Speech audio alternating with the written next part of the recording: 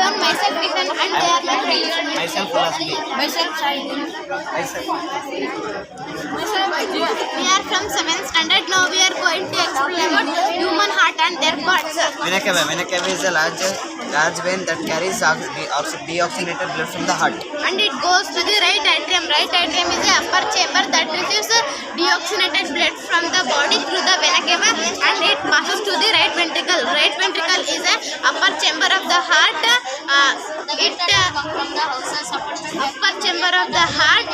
It located in the right side of the heart, responsible for pumping oxygen poor blood from the body to become oxygenation, and it goes to the pulmonary artery. Pulmonary artery is a blood vessel and it carries oxygen poor blood and it moves to the right heart and it goes to the lungs. Pulmonary veins is the blood vessels and it goes to the lungs and it